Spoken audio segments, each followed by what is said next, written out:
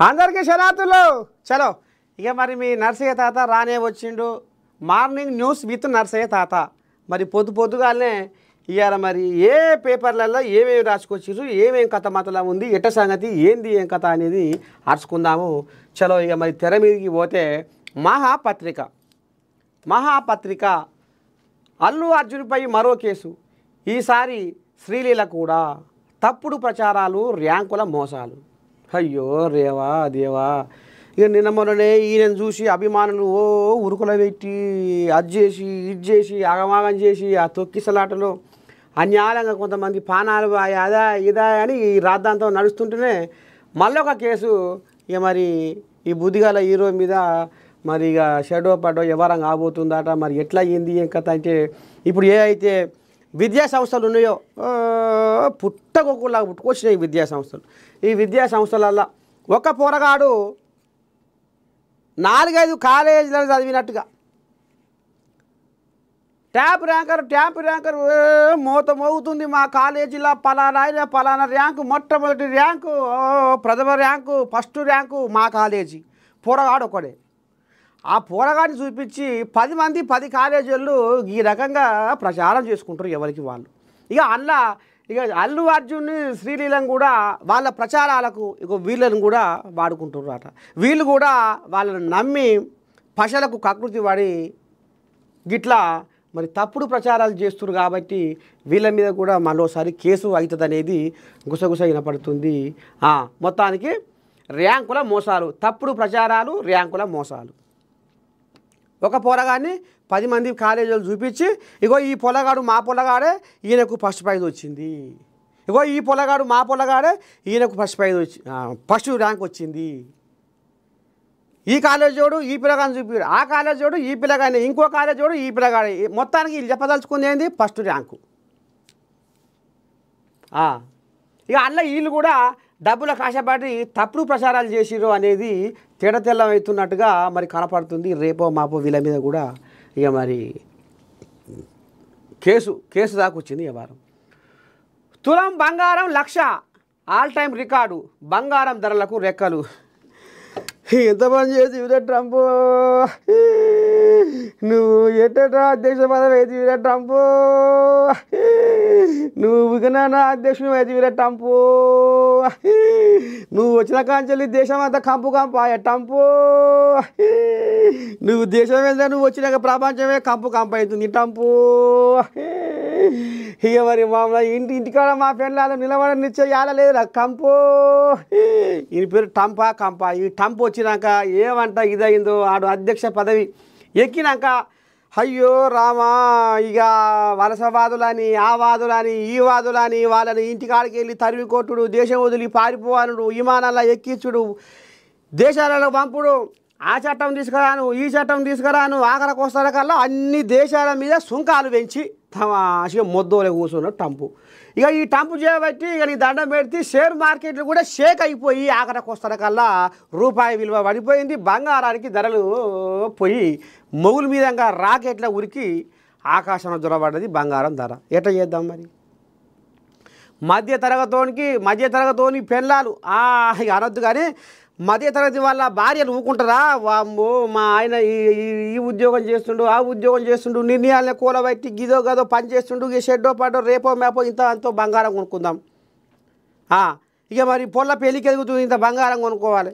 రేపు పొలగాని పుట్టినరోజు అవుతుంది, ఇంత బంగారం వేయాలి మెడల. ఓ పొల్ల పెదవలసి అయింది, ఇంత బంగారం వేయాలి. ఈ బంగారం చల్లకుండా ఇక రెక్కలు వచ్చి ఆకాశంలో కూర్చుంది. ట్రంప్ చేసిన ఉద్దారకానికి ప్రపంచ దేశాలల్లో సుంకాలు పెంచిండు. ఆ సుంకాలతోటి కూడా ఇక మరి ఈ రకంగా అయ్యేసరికి అంతర్జాతీయ మార్కెట్లలో ఇక మరి ఈ కథగా అమ్మించి ఆఖరికి వస్తారకల్లా షేర్ మార్కెట్లు మొత్తం అతలాకుతలమయ్యి బంగారం ధర విపరీతంగా పెరిగిపోయి పాడైంది. అయినా ఈ బంగారం చల్లకుండా నాకు తెలియకడతా, కానీ ఈ బంగారం మరి ఈ బంగారం పిల్లలు పెడుతుందా? ఈ బంగారం ఏం చేస్తుంది? ఈ బంగారం ఎట్ట చేస్తుంది? ఇక ఆమె పెండిలకు, పేరంటాలకు, పండుగలకు, పబ్బాలకు పోతే ఒంటి నిండా బంగారం. ఇప్పుడు నేను నర్సయ్య తాత వేసుకుంటూ ఏమైంది? వీటికి ముద్దు కొడతలేవా? బంగారమే కావాలి ఏముందో ఆ బంగారం అలా బంగారం బంగారం బంగారం ఇక ఆయన పెళ్ళం ఈయన పెళ్ళికి వస్తే అమ్మో మెరిచిపోతుందిగా ఆమె సూపంతా అక్కడనే బా పలానా పెళ్ళం మెడ నిండా బంగారం వేసుకుంది అమ్మా గిట్లా మళ్ళీ లోపల పోయి గుసగుస ఓ ఇద్దరు ముగ్గురు పలానా ఆయన భార్య అమ్మో చిన్న సన్నగా లేదుగా ఆమె సోకాటము ఆమె కథ ఇది ఇక నా సొంత పేదోడు పెళ్ళికో ఆడుకోకపోతే దేకినోడే ఉన్నాడు ఏముంది అది పేరు మీద సొమ్ములే లేవు ఏముంది నర్సయ్య తాత ఏముంది ఉత్తే ఎండి వేసుకుండు మరి ఈ బంగారం చల్లకుండా మరి ఈ బంగారంతో ఈ కథ ఈ రకంగా పంచాయతీలు అవుతున్నాయట ఇక ముఖ్యంగా ఇక ఇంటికి రాగానే భార్యలు మా ఆయన ఇవాళ పైసలు వ్యాపారం చేసి వ్యాపారం తెచ్చిండు అయ్యో వాళ్ళకెళ్ళి వీళ్ళకెళ్ళి తీయాలి పోగు చేసుకోవాలి పోపు డబ్బులు వేసుకోవాలి అవి రేపో మాపో ఇంత బంగారం కొని పెట్టుకోవాలి ఆడకాల పరిగిది ఆఖరికి వస్తాడకాల ఇప్పుడు బంగారం ధర ₹1,00,000 అయ్యిందట ఇక రేపు పిల్ల పెళ్ళి ఎటు చేయాలనో పోరగానికి పుట్టినరోజు అయితే ఏం పెట్టాలనో పొల్ల పెద్ద మనిషి అయితే ఏం పెట్టాలనో ఏంది ఏం కథ అని ఇప్పుడు ఆగం జగన్నాథం అవుతుర్రట నెత్తి నోరు కొట్టుకుంటుర్రట ఊర్ల పొంటి జనాలు ఇక మరి ఎందుకులా ఈ బంగారం మీద మీకు సోగాటము బంగారం అంటారు కానీ బంగారం ఏమన్నా ఏం తీరుస్తుందని బాధ తీరుస్తుందా బంగారం అదపా ఇంత భూమి కొనుక్కొని ఓ జాగ కొనుక్కొని ఇంత భూమి కొనుక్కొని ఇంత బోరో బొట్టో చేసుకొని ఈ లక్షల కొద్దిగా ఈ బంగారం కొని మీరు ఉద్దారకం చేసేదేమింది లేని పేరు ఎందుకు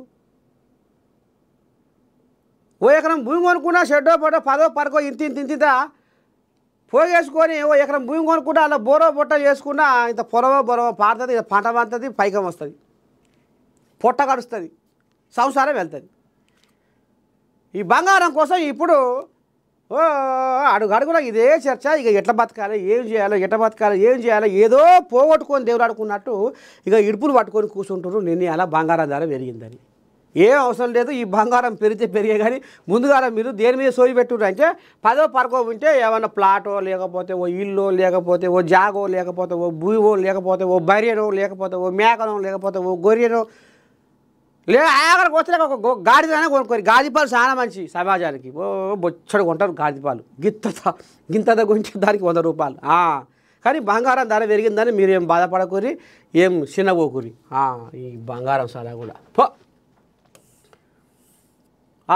ఇంకేముంది లంచ్ అవతారాలు ఏసీబీ వలలో ఒకే రోజు 5 అందులో ఓ టీవీ రిపోర్టరు సుధపూస ఏ చోట లేనిది లంచము అన్నింటిలో పాలు పంచుకుంటుంది లంచము ఏ చోట లేనిది లంచము అన్నింటిలో పాలు పంచుకుంటుంది లంచము దేనికైనా కావాలి లంచము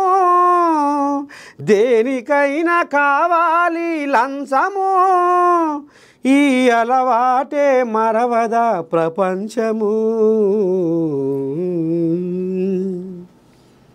ఏ పని జరగాలన్నా కిందంగా చేయి జరపాలి ఏ పని జరగాలన్నా సాటుగా కథ నడవాలి ఏ పని జరగాలన్నా తెర లోపల ఒక వ్యవహారం జరగాలి పైసా ఎంత పని చేస్తేవే పైసా ఈ పైసా మీద మన్ను వయ్యా అంటే ఆ పైసతోటే ఇవాళ ఏదైనా నడిచే కాడికి వచ్చింది కథ ఇక మరి ఎట్లా ఏంది ఏం కథ అంటే ఈ లంచవతారాలు ఎవరు ఎట్టడి సంగతి అనేది 2వ పేజీలో ఒకసారి చూద్దాము ఏం రాశారో ఏం కథ ఏది పిల్లగా లంచ్ అవతారాలు ఏసీబీ వలలో ఒకే రోజు 5 అందులో ఓ టీవీ రిపోర్టరు తెలంగాణలో ఏసీబీ దాడులు సంచలనంగా మారాయి అధికారులు వేర్వేరు జిల్లాలలో నిర్వహించిన దాడుల్లో 2 అధికారులను ఓ టీవీ రిపోర్టర్ను లంచం సొమ్ముతో పట్టుకున్నారు Manuguru police station CI S Satish Kumar big TV reporter M గోపితో కలిసి ఓ కేసులో ఫిర్యాదుదారుడితో పాటు అతని బంధువుల పేరు చేర్చకుండా ఉండేందుకు 4 లక్షలు డిమాండ్ చేశారు ఈ వ్యవహారంలో బాధితుడు ₹1,00,000 వారికి అందజేస్తుండగా పథకం ప్రకారం ఏసీబీ అధికారులు దాడి చేసి లంచం సొమ్ముతో సహా పట్టుకున్నారు మరో కేసులో ఎఫ్టీఎఫ్ నిధుల మంజూరుకు సంబంధించి ఆర్మూరు పంచాయతీ రాజ్ శాఖ senior assistant N Srinivas Sharma ఫిర్యాదుదారుని 7,500 లంచం డిమాండ్ చేశాడు బాధితుల నుంచి 7,000 లంచం తీసుకుంటుండగా ఏసీబీ దాడి చేసి శ్రీనివాస్ శర్మను లంచం సొమ్ముతో సహా పట్టుకుంది. అదేవిధంగా మేడ్చల్ మల్కాజ్గిరి జిల్లా నాగారం మున్సిపల్ ఆఫీసులో DE Sudarshan Rao, work inspector Rakesh Suresh CC road వరకు పెండింగ్లో 11 లక్షల బిల్లులు క్లియర్ చేయడానికి గాను 1,3.0 లక్షలు 1.30 లక్షలు లంచం డిమాండ్ చేసి 1,00,000 లంచం తీసుకుంటూ తెలంగాణ ఏసీబీ అధికారులకు పట్టుబడ్డారు.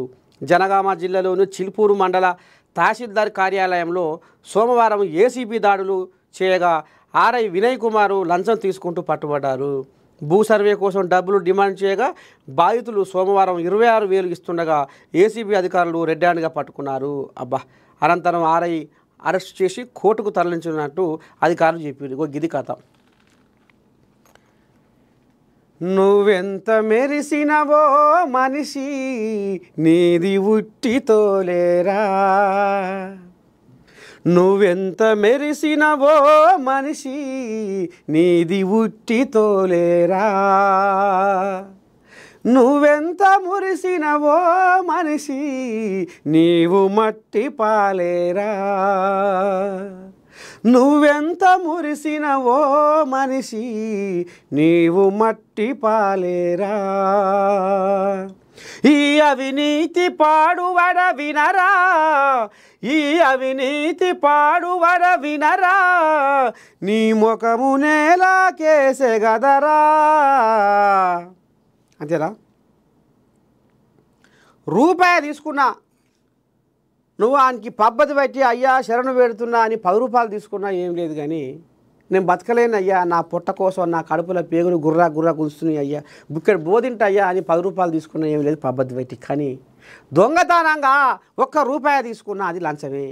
ఇక మరి శుద్ధ పూసలు ఈ రకంగా లంచవతారాలు పొడుగు నుంచి పొడుగు దాకా ఎన్ని కేసులు పెట్టినా, ఏ రకంగా ఇజ్జతి పోయినా, ఇలువ పోయినా, సమాజంలో తలెత్తుకొని తిరగలేకపోయినా ఇగో ఈ రకంగా లంచగొండలు తయారవుతుర్రు. ఇక ఈ లంచగొండలతో ఈ రకంగా ఇక మరి అసలు ఎట్లా ఎగాలి, ఎట్లా ఉండాలి, ఏంది ఏం కథ అనేది సామాన్య మధ్యతరగతి కుటుంబాలు ఆగమైపోతున్నాయి.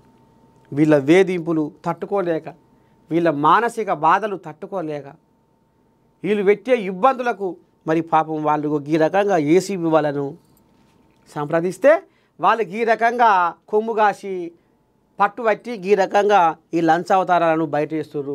ఇది పొడుగు నుంచి పొడుగు దాకా ఈ లంచాల కథ మాత్రం ఆగుతలేదు. మరి ఇప్పటికైనా సర్కారు ఒక అధికారి లంచం తీసుకుంటే ఏం చేయాలి, దానికి చట్టం ఏం తీసుకురావాలి, ఎట్లయితే ఈ లంచానికి మనము ఫుల్ స్టాప్ పెట్టవచ్చు, ఈ లంచాన్ని కట్టడి చేయొచ్చు అనే దాని మీద సర్కారు కూడా ఆలోచన చేయాలి. ఎందుకంటే సామాన్య పేద మధ్యతరగతి కుటుంబాలు సగం పడ ఈ లంచాలకి ఇంకా బయటపడని ఎంతోమంది ఉన్నారు. ఎన్నో రకాల కథలు, ఎన్నో రకాల వ్యవహారాలలో మరి సాటుమాటు వ్యవహారంతో ఈ లంచాల కథ నడుస్తుంది. అనేక మంది పాపం ఇలా సామాన్యులు ఆగమైపోతారు ఈ లంచాల బారిన పడి.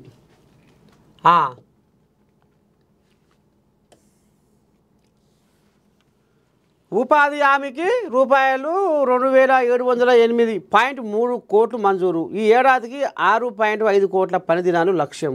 పనులను ఆమోదించిన మంత్రి సీతక్క. గ్రామీణ ఉపాధికి ఊతం, వ్యవసాయ ప్రగతికి సాయం.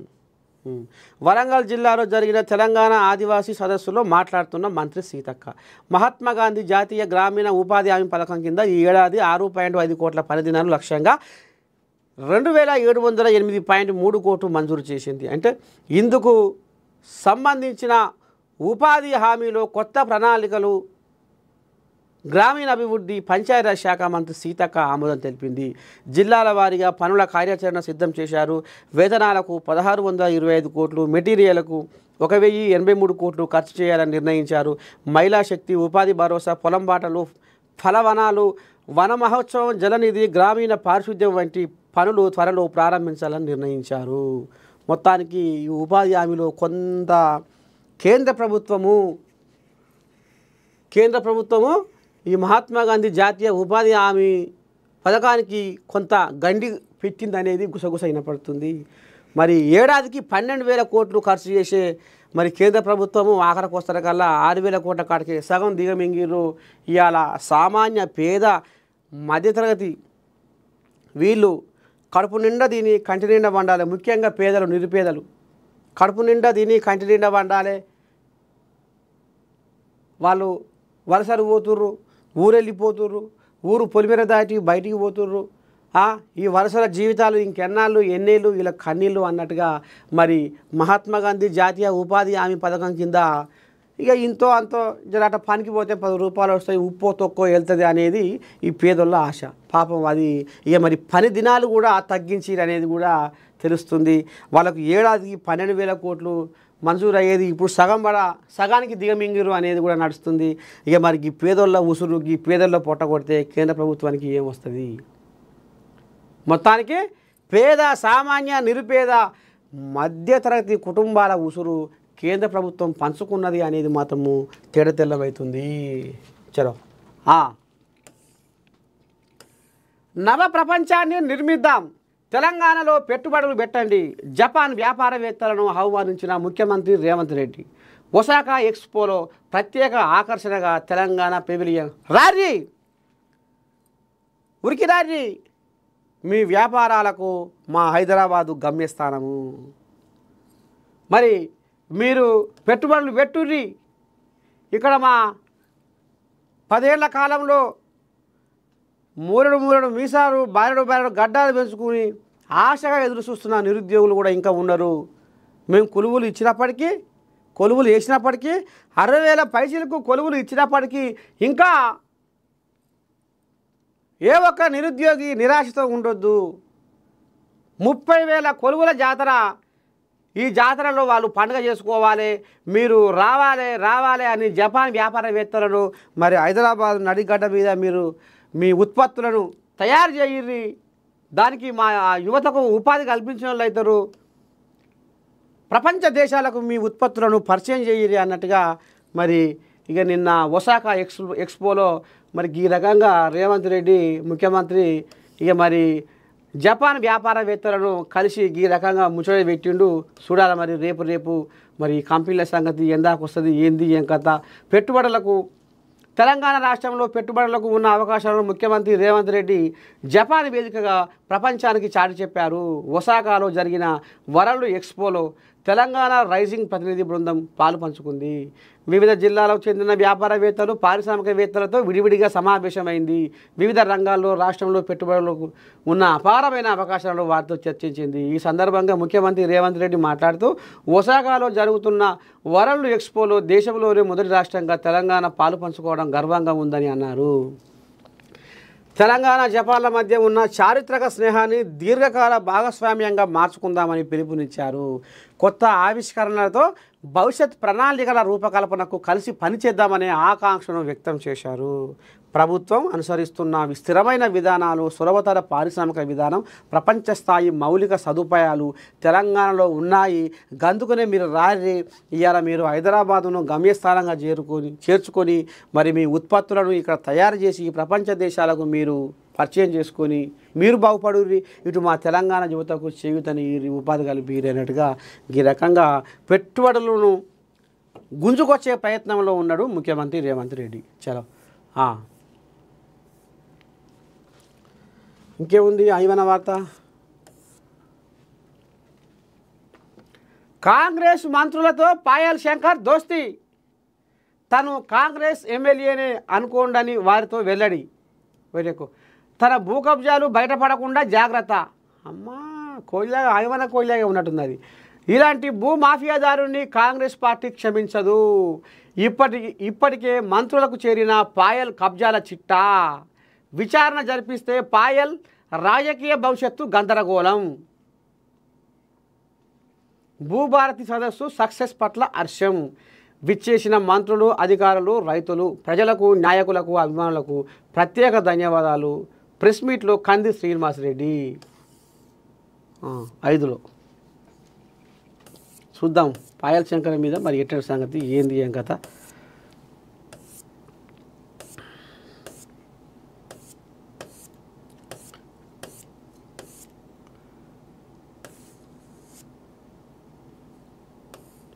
ఏది పిల్లగా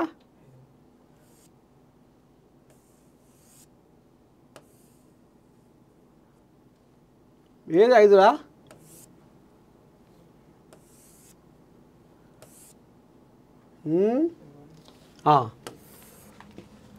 కాంగ్రెస్ మంత్రులతో పాయల్ శంకర్ దోస్తీ.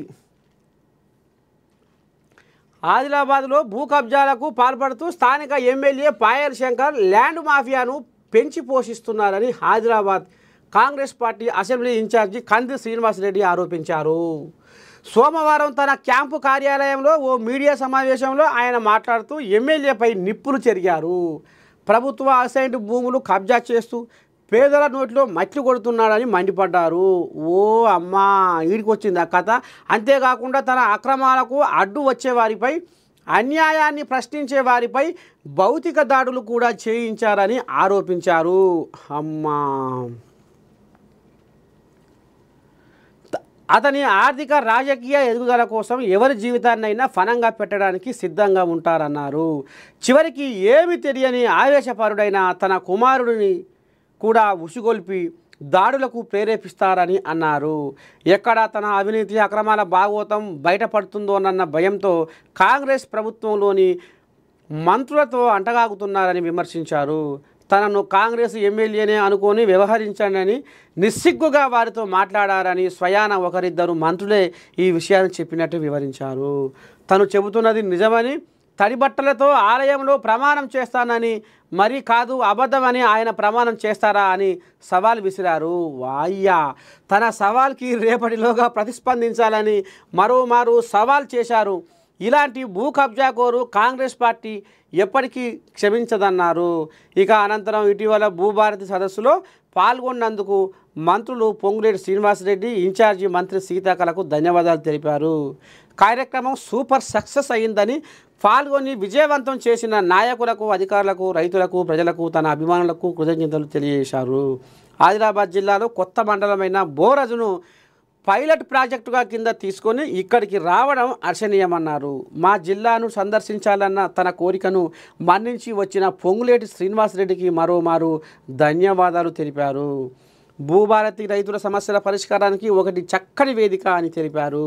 గత బీఆర్ఎస్ పాలనలో ధరణి వల్ల రైతులు అనేక ఇబ్బందులు పడ్డారన్నారు. అనేక మంది తమ భూములు కోల్పోయారన్నారు. ఆడపిల్ల పెళ్లి చేయడానికి భూములు అమ్మాలన్న ధరణిలో కష్టమైందన్నారు. కానీ భూభారతి ఒక 100 ఏళ్ల పాటు నిలిచిపోయి చారిత్రాత్మక ప్రాజెక్ట్ అన్నారు. సీఎం రేవంత్ రెడ్డి ధరణిని బంగాళాఖాతంలో కల్పిస్తానన్న తన మాటను నెరవేర్చుకున్నారు. భూభారతి చట్టాన్ని పేదల కోసం తీసుకొచ్చారన్నారు. ఇక ప్రభుత్వం అత్యంత ప్రతిష్టాత్మకంగా చేపట్టిన సన్నబియ్యం పథకాన్ని కూడా ప్రజలు ఆదరిస్తున్నారన్నారు. సన్నబియ్యం పంపిణీ పట్ల పేదలు హర్షం వ్యక్తం చేస్తున్నారని అన్నారు. సరే, ఇదంతా ఒక ఎత్తు అయితే ఇప్పుడు ఇక్కడ జరుగుతున్న కథ ఏందయ్యా అంటే, తను కాంగ్రెస్ ఎమ్మెల్యేనే అనుకోండని వారితో వెళ్ళడి.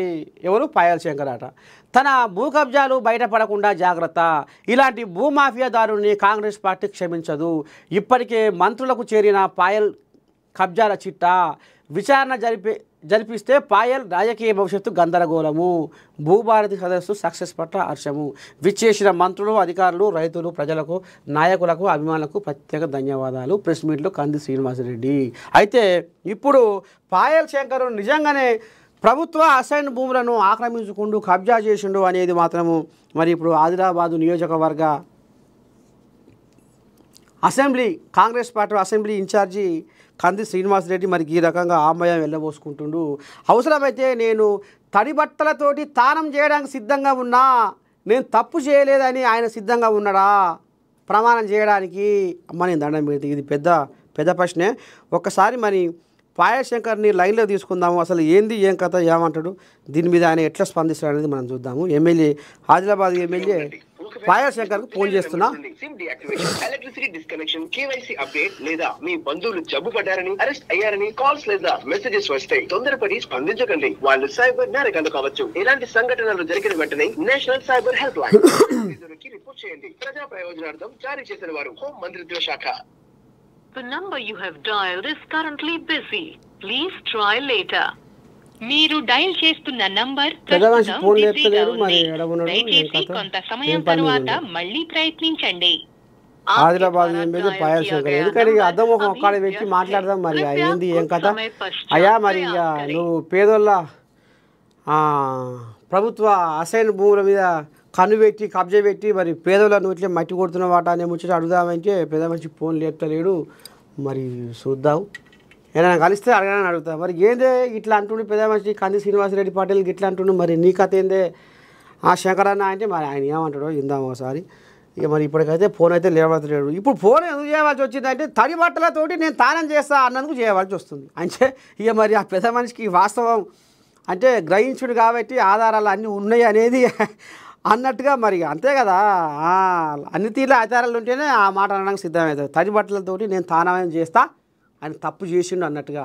మరి అదే తడి బట్టలతోటి ఆయన నేను తప్పు చేయలేదు అనేది కూడా మరి ఆయన ప్రమాణం చేయడానికి సిద్ధంగా ఉన్నాడా అనేది కూడా మరి కంది శ్రీనివాసరెడ్డి మరి ఈ రకంగా ఛాలెంజ్ చేస్తుండు కాబట్టి మరి ఆ పెద్ద మనిషి ఫోన్ లేపుతలేడు. ఒకసారి అడుగుదామంటే మళ్ళీ ఒకసారి చేద్దాం ఏమంటాడు. ఎయిర్టెల్ ప్రీపెయిడ్ ప్యాక్ 2 రోజుల్లో ముగుస్తుంది. అంతరాయం లేకుండా కాల్స్ మరియు డేటాను ఆనందించండి. సేవలపై అంతరాయాన్ని నివారించడానికి ఈ రోజే రీఛార్జ్ చేసుకోండి. ఇదెక్కడి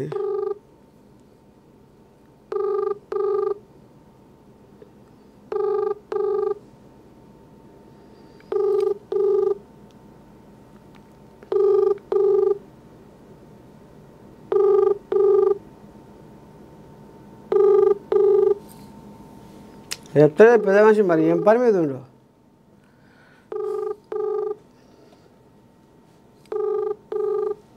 సరే ఇక ఏమైనా కలిస్తే అడుగుతా. ఏంది శంకరన్న మరి నీ మీద కంది శ్రీనివాసరెడ్డి సారు ఇక్కడ చేస్తున్నవాడే గిట్టినాడ కథ అని అడుగుతా. సరే అడిగితే ఏమంటాడో ఒకసారి మళ్ళా మనం ఇంకేముందో ఆయమన్న వార్త అరుచుకునే ప్రయత్నం చేద్దాం.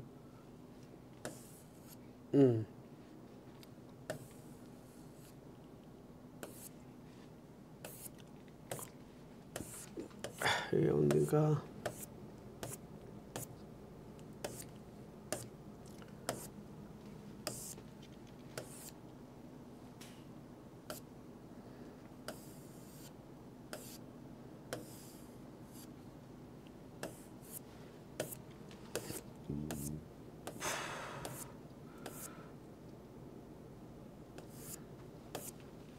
సరే దా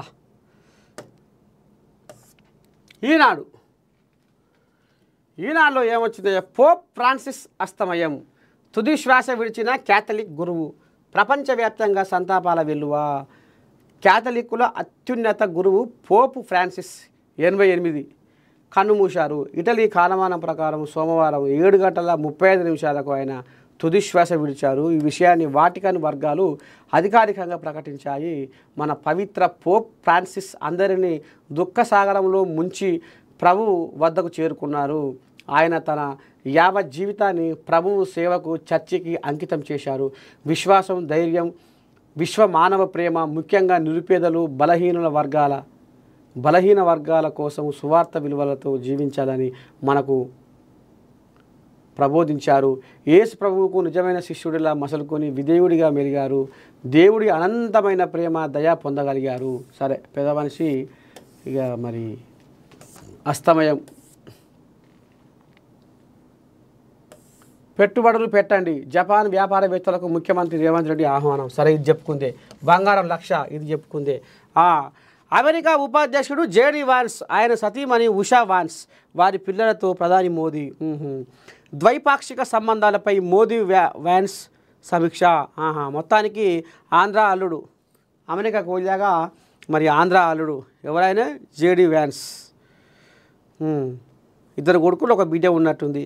ఇక నిన్న పెద్ద మనిషి మొత్తానికి వాళ్ళకి ఇంత బువ్వ అదో ఇదే పెట్టి ఇల్లంతా చూపించి ఇక దేశం మీద ఎట్లా ఏంది ఏం కథ అనేది కూడా వాణిజ్య ఒప్పందంపై చర్చల్లో పురోగతిపై సంతృప్తి.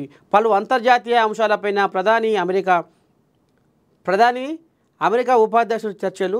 కుటుంబంతో కలిసి ఢిల్లీలో వ్యాన్స్ విహారం మొత్తమే చూపించిండట. ఢిల్లీ మొత్తం అంతా. ఉభయ దేశాల ప్రజలకు మేలు కలిగేలా ద్వైపాక్షిక వాణిజ్య ఒప్పందం కుదుర్చుకునేందుకు భారత్, అమెరికా కొనసాగిస్తున్న చర్చల్లో పురోగతిపై ప్రధానమంత్రి నరేంద్ర మోదీ, అగ్రరాజ్య ఉపాధ్యక్షుడు జేడీ వ్యాన్స్ సంతృప్తి వ్యక్తం చేశారు. ఇంధనం, వ్యూహాత్మక సాంకేతికతలు, రక్షణ తదితర రంగాల్లో పరస్పర సహకారాన్ని మరింత పెంచుకోవడంపై దృష్టి సారించాల్సిన ఆవశ్యకతను నొక్కి చెప్పారు.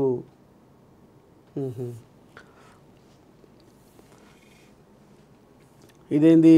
పూడిక తీయిస్తాం, నెల రోజుల్లో టెండర్లు. నీటిపారుదల శాఖ మంత్రి ఉత్తమ్ కుమార్ రెడ్డి. రైతు భరోసా ఆలస్యానికి మన్నించాలి, త్వరలో మిగతా వారి ఖాతాల్లో జమ. మంత్రి తుమ్మల నిజామాబాద్లో రైతు మహోత్సవం ప్రారంభం. శ్రీరామ్ సాగరు, నిజాం సాగరు జలాశయాల సామర్థ్యం పెంచేందుకు పూడిక తొలగింపు చేపడతామని, ఇందుకు నెల రోజుల్లో టెండర్లు పిలుస్తామని నీటిపారుదల శాఖ మంత్రి ఉత్తమ్ కుమార్ రెడ్డి ప్రకటించారు. గత ప్రభుత్వం 1,00,000 కోట్లు పెట్టి కాళేశ్వరం కడితే 3 ఏళ్లకే కూలిందన్నారు. మన పిల్లల్ని తాకట్టు పెట్టి అప్పులు తెచ్చి ప్రయోజనం లేకుండా ఖర్చు చేశారని విమర్శించారు. సాగులో శాస్త్రీయ యాంత్రీకరణ పద్ధతులపై అవగాహన కల్పించేందుకు నిజామాబాద్ జిల్లా కేంద్రం గిరిరాజ్ ప్రభుత్వ కళాశాల మైదానంలో 3 రోజుల పాటు నిర్వహించిన రైతు మహోత్సవం సోమవారం ప్రారంభమైంది. వ్యవసాయ అనుబంధ రంగాలకు చెందిన 150 స్టాళ్లు ఏర్పాటు చేశారు. ఈ ప్రదర్శనలను వ్యవసాయ శాఖ మంత్రి తుమ్మల నాగేశ్వరరావు, పర్యాటక శాఖ మంత్రి జూపల్లి కృష్ణారావుతో కలిసి మంత్రి ఉత్తమ్ కుమార్ రెడ్డి ప్రారంభించిండు. ఈ సందర్భంగా రైతులతో ఏర్పాటు చేసిన సభలో ఆయన ప్రసంగించారు. ధాన్యం ఉత్పత్తి కొనుగోళ్లలో రాష్ట్రం రికార్డు నెలకొల్పింది. ఇక మొత్తానికి ఆడికి ఒక జాతరలాగా పెట్టిర్రు. రైతు మహోత్సవం పెట్టి ఇక ఒక జాతరలాగా పెట్టిర్రు. ఇక మరి అలా ఒక ముచ్చటేందంటే ఈ రైతు భరోసా అని జనాలు అలవరిస్తుర్రు. ఇక ఇంకో ఆయమైన పని వీళ్ళు కాంగ్రెస్ వాళ్ళు ఏం చేసిరయ్యా అంటే, సరే రైతు భరోసా మార్చి 31కి వేస్తామన్నారు. మళ్ళీ ఇప్పుడు జర్ర ఆల్చమైంది, జర్ర కొంచెం సంసారం ముత్తుకోలు సంసారం అయింది కాబట్టి జర్ర మీరు ఏమనుకోవద్దు, జర్ర ఓపికతో ఉండేది, వేస్తాం, ఏం వదిలిపెట్టాం, వేస్తామని ఇక చెప్పుకొచ్చిండు. ఇక ఒక్కటి మాత్రం వీళ్ళు కళ్ళాల పొంటి రైతులకు కన్నీళ్లు జారకుండా మాత్రం చేస్తుర్రు అనేది మరి ఈ నోట ఆ నోట పొక్కుతున్న మాట. ఇక గతంలో మా ఒడ్లు ఆనదేవుడు కోపానికి మాత్రం నాని గుగ్గిళ్ళైనవి, గుడాలైనవి, మొలకలు వచ్చినాయి, పాసిపోయినాయి, బుచ్చిపోయినాయి, ఇదైనాయి అని రైతులు బాగా గగ్గోలు పెట్టేది. ఇక కొంతమంది రైతులు ఇక చోటా మోటా నాయకుల ఎంటేసుకొని రోడ్ల మీదకి వచ్చి ధర్నాలు చేసేది. ఏది? మా ఓట్లు కొనురు అని. ఇక ఇంకో కొంతమంది రైసు మిల్లుల కాడ ధర్నాలు చేసేది రాస్తా రోకోలతో పాటు. ఎందుకంటే వాళ్ళు 4 కిలోల నుంచి 5 కిలోల దాకా తరుగు పేరిట తాలు ఉందని, అది ఉందని, ఇది ఉందని, తేమ గీమ అది ఇదని ఏదేదో వంకలు చెప్పి 4-5 కిలోల దాకా కట్ చేసేదట. ఇప్పుడు అట ఏం లేదట, జోకుడు కూడా కరెక్ట్ జోకుతుర్రాట. ఇక మరి తరుగు పేరు మీద తగ్గించేది లేదు. మా ఓట్లు కొనురి అని బతిలాడేది లేదు, భంగపడేది లేదు, రైతు రోడ్డెక్కేది లేదు. ఇక మరి ఆనాడు వరి పెడితే ఊరే అని కేసీరావయ్య 150 ఎకరాల వరి పండించుకొని ఉత్తపుణ్యానికి పాపం రైతులకు వరి పెడితే ఊరి అని వాళ్ళని ఇచ్చేసి ఇక వాళ్ళు ఎక్కడ చేయలేక కొంతమంది నాట్లేసుకొని పంట పండిస్తే ఎవరు కొంటారో కొనురు, ఎవరు చేస్తారో చెయ్యి, మీ ఇష్టం, మీ కర్మ, అది ఇదని ఆఖరికి వస్తారు కల్లా బీఆర్ఎస్ వాళ్ళే రోడ్లు ఎక్కి ధర్నాలు చేసారు అధికారంలో ఉండి కూడా. కానీ రైతులను ఇలా ఏ ఒక్క రైతు కూడా రోడ్ ఎక్కొద్దు, రైతు అఘోరించొద్దు, రైతు కడుపు నిండా దీన్ని కంటి నిండా వండాలి, రైతు మనశ్శాంతితో ఉండాలి, రైతుకు ఏ కష్టం రాకుండా రైతుల కళ్ళల్లో మనం కళ్ళీళ్ళు చూడొద్దు అన్నట్టుగా ఈ రకంగా మరి కాంగ్రెస్ వాళ్ళు ఇక నిన్న ఏదో వనమాసం పెట్టిర్రు. ఇక అందులో ఇక జనాలకు అక్కడికి కూర్చో ముచ్చట్లు మాట్లాడిర్రు. ఇక ఊర్ల పొంచి మాత్రం కళ్ళాల మాత్రము రైతులు ఇదొక పుణ్యం కట్టుకుంటున్నారు కాంగ్రెస్ వాళ్ళు అన్నట్టుగా కథ మరి పొక్కుతుంది. ఇది ఊరూరైన పడుతున్న ముచ్చట. ఏది? వడ్లకు ఏ ఆటంకం లేకుండా వడ్లు కొంటుర్రు, ఇబ్బందులు లేకుండా వడ్లు తమాషగా పోతున్నాయి, మాకు అకౌంట్లలో డబ్బులు పడుతున్నాయి అనేది. చలో ఇంకేముంది?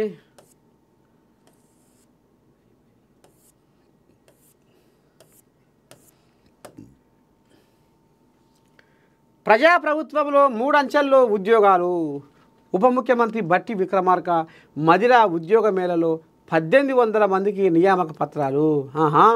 కొట్లాడి తెచ్చుకున్న ప్రత్యేక రాష్ట్రంలో గత 10 ఏళ్లలో నిరుద్యోగులు, ప్రభుత్వ ఉద్యోగులు ప్రయోజనం పొందలేకపోయారని ఉప ముఖ్యమంత్రి బట్టి విక్రమార్క అన్నారు. సొంత నియోజకవర్గం ఖమ్మం జిల్లా మదిరలో సోమవారం నిర్వహించిన ఉద్యోగ మేళాను ఆయన ప్రారంభించి మాట్లాడారు. ప్రత్యేక తెలంగాణ కోసం ఎంతోమంది నిరుద్యోగులు బలిదానం చేసుకుంటే ఒకే కుటుంబం రాజకీయ ఉద్యోగాలు పొందిందని విమర్శించారు. నిరుద్యోగ యువకులకు ఉద్యోగాల కల్పనే ప్రస్తుత ప్రజాప్రభుత్వం ధ్యేయమన్నారు. ఇందులో భాగంగా రాష్ట్రంలో మూడంచెల్లో ఉద్యోగాలు కల్పిస్తున్నామన్నారు. మొదట పబ్లిక్ సర్వీస్ కమిషన్ను ప్రక్షాళన చేసి జాబ్ క్యాలెండర్ విడుదల చేశాం. మొదట ఏడాదిలో 56,000 ఉద్యోగాలు భర్తీ చేశాం. మరో 30,000 ప్రభుత్వ ఉద్యోగాల భర్తీకి కసరత్తు జరుగుతోంది.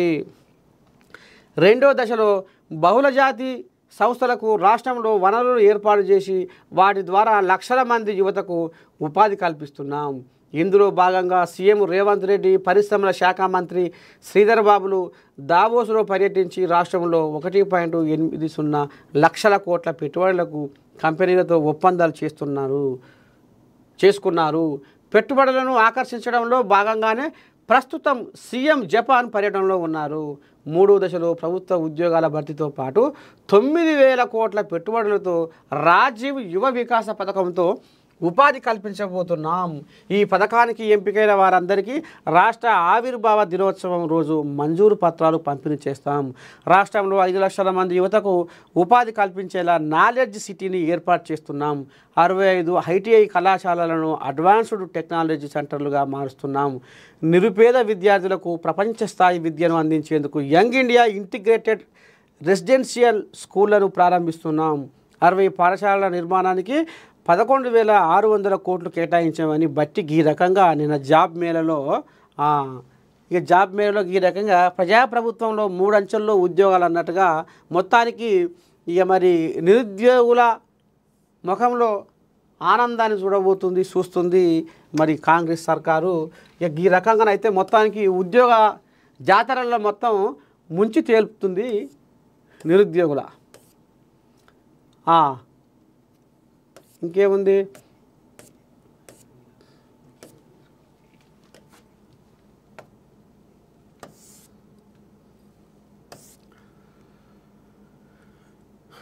తెలంగాణ రైతులకు వ్యవసాయం నేర్పింది ఆంధ్రోలే. అమ్మని సామిరంగా నమస్తే తెలంగాణ వచ్చింది. అయ్యా, అధికారంలోకి వచ్చినప్పటి నుంచి రైతులను అరిగోస పెడుతున్న కాంగ్రెస్ ప్రభుత్వం ఇప్పుడు ఏకంగా రాష్ట్ర రైతుల మనోభావాలని దెబ్బతీసింది. రైతు మహోత్సవం అంటూనే తెలంగాణ రైతులను ఏలన చేసింది. తెలంగాణ రైతులకు వ్యవసాయమే తెలియదని, ఆంధ్రోళ్ళు వచ్చి నేర్పించారని కారు కూతలు కూస్తూ అవమానించింది.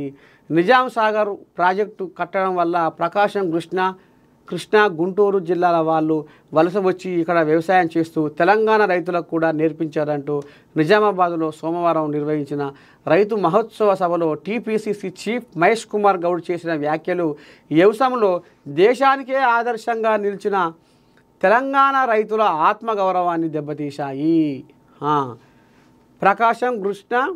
ప్రకాశం, కృష్ణా, గుంటూరులో ఇక్కడికి వచ్చి సాగు నేర్పించిండ్రు. నిజాం సాగర్ వల్లే ఈ ప్రాంతంలో ఆంధ్ర రైతులు స్థిరపడ్డరు. రైతు మహోత్సవ సభలో పీసీసీ చీఫ్ మహేష్ కుమార్ గౌడ్ వ్యాఖ్య. పీసీసీ చీఫ్ వ్యాఖ్యలు తెలంగాణకు అవమానం. మహేష్ కుమార్ గౌడ్ క్షమాపణ చెప్పాలి. సరే, దీని మీద అసలు ఏంది ఏం కథ ఇట్లా అనేది ఒకసారి ఒక కాంగ్రెస్ నాయకుడిని మనం లైన్లో తీసుకొని అడుగుదాము. ఏమంటాడు, ఏంది ఏం కథ అనేది. వాళ్ళ కాడ ఇనసాట అవుతుందట. మరి ఎందుకు ఏం కథ అనేది ఒక్కసారి ఈయన పిసిసి అధికార ప్రతినిధి బైకాని లింగం ఒకసారి అడిగితే ఏమంటారు చూద్దాం. మరి ఏంది ఇట్లా అంటున్నారు సంగతి. తొందరపడి స్పందించకండి, వాళ్ళు సైబర్ నేరగాళ్లు కావచ్చు. ఇలాంటి సంఘటనలు జరిగిన వెంటనే నేషనల్ సైబర్ హెల్ప్ లైన్ 1930 కి రిపోర్ట్ చేయండి. ప్రజా ప్రయోజనార్థం జారీ చేసిన వారు హోం మంత్రిత్వ శాఖ.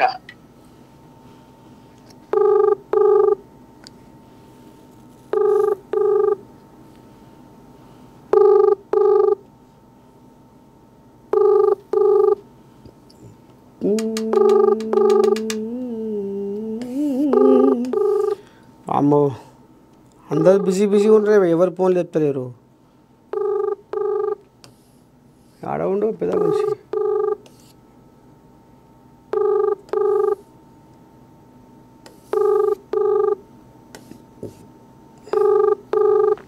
person you're calling is not answering. Please try later. మీరు కాల్ చేస్తున్న వ్యక్తి ఏడ ఉన్నాడే పెద్ద మంచి ఫోన్లు ఎత్తలేడు. మా ఎయిర్టెల్ ప్రీపెయిడ్ 2 రోజులు ముగుస్తుంది. అంతరాయం లేకుండా కాల్స్ మరియు డేటాను ఆనందించండి. సేవలపై అంతరాయాన్ని నివారించడానికి ఈ రోజే రీఛార్జ్ చేసుకోండి. ఒక ముచ్చట అడుగుదాము దీని మీద, అసలు ఏంది ఏం కథ అంటే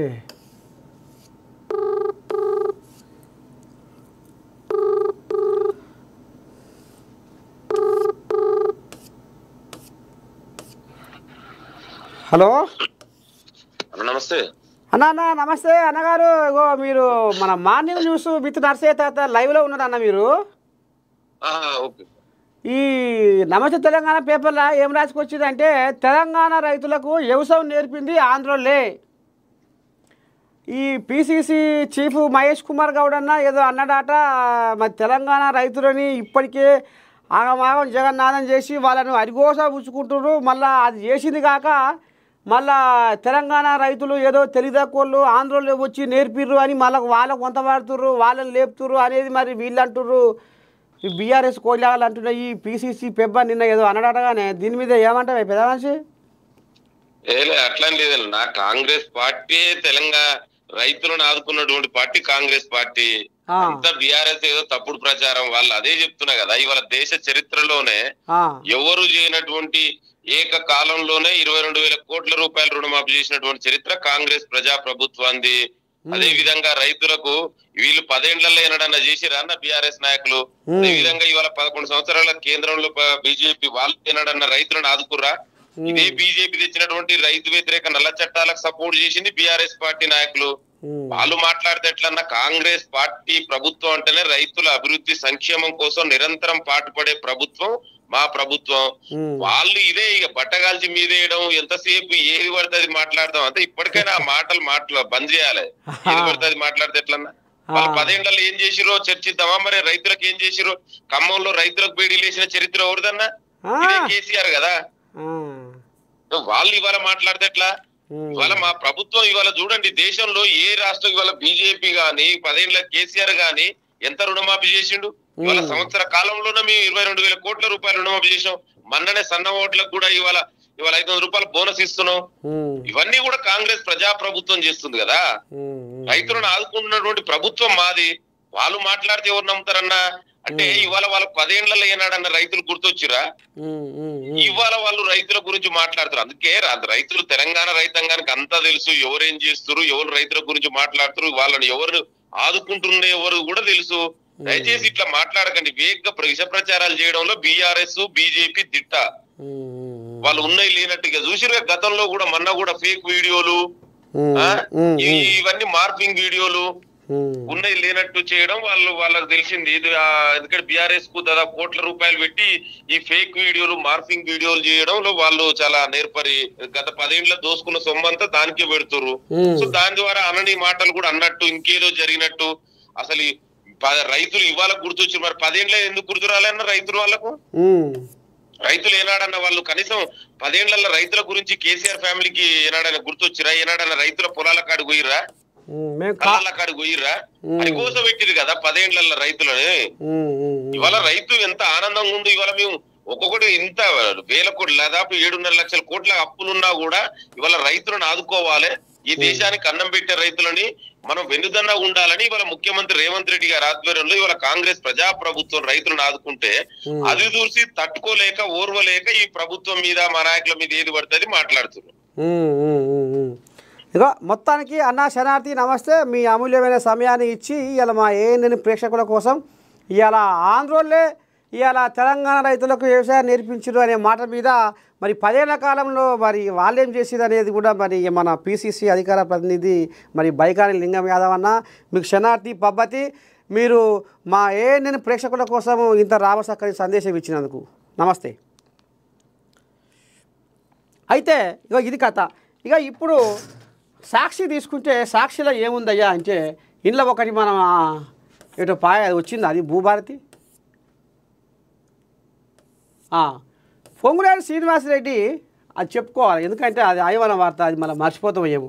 పొంగులేటి శ్రీనివాసరెడ్డి నల్గొండ జిల్లా చందంపేట పోయిండట. ఆడ ఇప్పుడు భూభారతి పథకం పేరు మీద మరి అధికారులకు అవగాహన కల్పించి అది పూర్తి స్థాయిలో ఆ పథకం మీద జనాలకు అసలు ఏంది, ధరణి ఏంది, భూభారతి ఏంది, ఈ రెండింటికి మధ్యలో ఏం తేడా ఉంది అనేది మరి దీని మీద రేపు మరి పేదోళ్లకు ఏ రకంగా న్యాయం జరగబోతుంది అనే దాని మీద ఇప్పుడు సర్కారు దీని మీద బాగా దృష్టి పెట్టింది. ఇక నిన్న రెవెన్యూ శాఖ మంత్రి పొంగులేటి శ్రీనివాసరెడ్డి ఏడికి పోయిండయ్యా అంటే నల్గొండ జిల్లా చందంపేట పోయిండట. ఏది పిల్లగా వాట్సాప్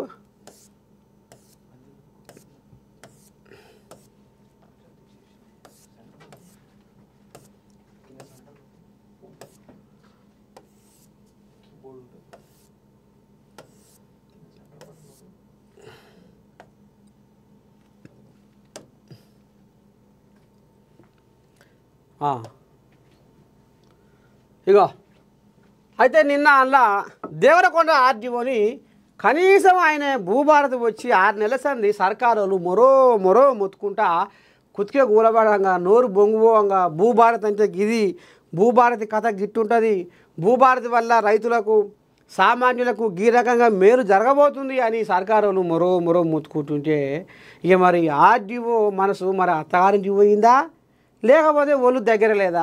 మొత్తానికైతే ఇక మరి పొంగులేటి శ్రీనివాసరెడ్డి నిన్న ఏ రకంగా ఆయనకు చెవులు విండి తొడపాషం పెడుతుండో చూడు ఒకసారి.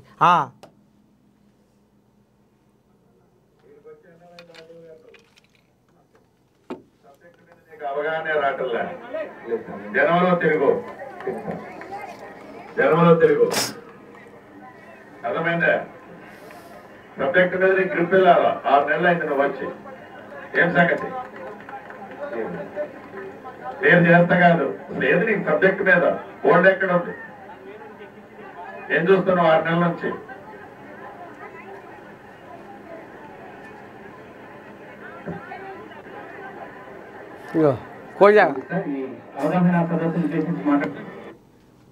మరొక పారి మరొక పారి చెవు పెట్టుర్రి. వచ్చి అన్నారైంది ఆర్డీఓ గారు, సబ్జెక్ట్ మీద నీకు అవగాహన రావట్లే. జనంలో తిరుగు అర్థమైందా? సబ్జెక్ట్ మీద నీకు గ్రిప్ వెళ్ళాలా? 6 నెలలు అయింది నువ్వు వచ్చి. ఏం సంగతి? నేను చేస్తా కాదు, లేదు నీకు సబ్జెక్ట్ మీద బోర్డు ఎక్కడ ఉంది? ఏం చూస్తున్నావు 6 నెలల నుంచి?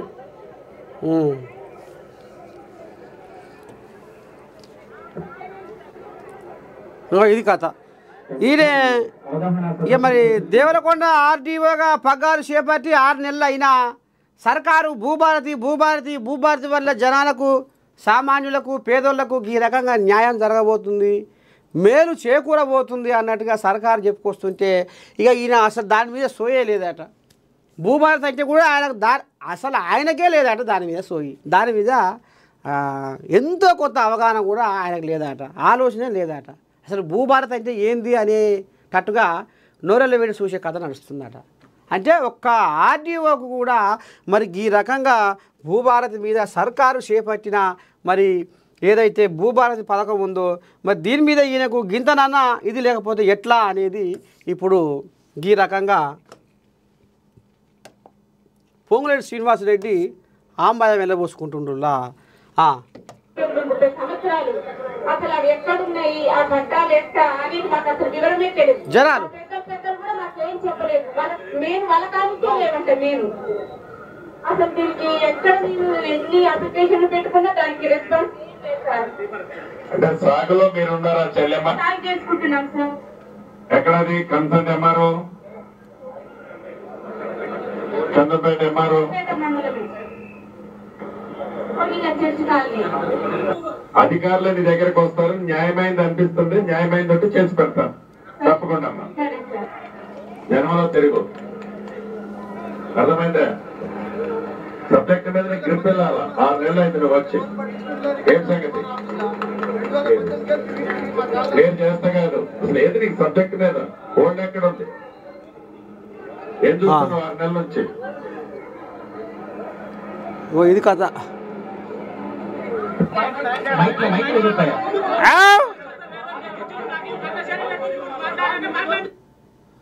ఇగో ఇది కథ. మొత్తానికి ఇవాళ పొంగులేటి శ్రీనివాసరెడ్డి మాత్రం భూభారతి పథకం మీద ఒక ఆర్డీఓకు అవగాహన లేదు అంటే అసలు ఏంది అనే దాని మీద మరి దేవరకొండ ఆర్డీఓ మీద బాగానే పొల్లు గర్వమైండు.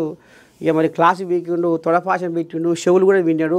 చూడాలి మరి ఇప్పటికైనా రెవెన్యూ అధికారుల్లో చలనం వస్తుంది అని అనుకుంటున్నాం. ఎందుకంటే ఇక మరి ధరణితోటి ఎంతోమంది దగా పడ్డారు అన్నట్టుగా గదిగానే భూభారత్ తీసుకొచ్చినాము. ఇక రైతుల సామాన్యుల కళ్ళల్లో కన్నీళ్ళు గారకుండా వాళ్ళ కళ్ళల్లో ఆనందం చూడాలన్న ఒక ఆలోచనతోటి భూభారతి తీసుకొచ్చినామని మరి కాంగ్రెస్ సర్కారు వాళ్ళు చెప్తున్న ముచ్చట. ఇక ఇంతటికైతే మన మార్నింగ్ న్యూస్ విత్ నర్సయ్య తాత వార్తలు ఓడిచిపోయినాయి. రేపు పొద్దుగాల మళ్ళా కలుసుకుందాం. అంతవరకు మీరు ఏం చేయాలి చూస్తూనే ఉండాలి మన ఏఎన్ఎన్. ఉంటా శనార్థి. అందరికీ నమస్తే.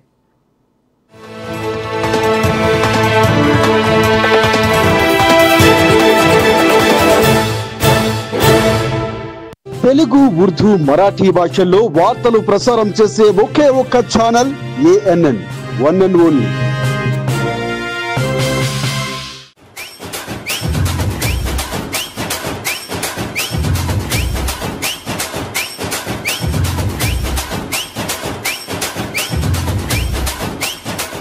అమ్మ ఛానల్ ప్రేక్షకులందరికీ మనస్ఫూర్తిగా పేరు పేరున హృదయపూర్వక నమస్కారం. చాలా సంతోషం. ఇప్పుడు ఆదిలాబాద్ హెడ్ క్వార్టర్లోని బోరజ్ మండలంలో పుసాయి గ్రామంలో ఉన్నాం. ఈ ఛానల్ నిజాన్ని నిర్భయంగా ప్రజలకు తెలియజేయాలని, ప్రతి విషయాన్ని ప్రజల చెంతకు చేర్చే విధంగా ఉండాలని, ఈ మేనేజ్మెంట్ కూడా భగవంతుడు చల్లగా చూడాలని మనస్ఫూర్తిగా కోరుకుంటూ మరొక్కసారి అభినందనలు, కృతజ్ఞతలు.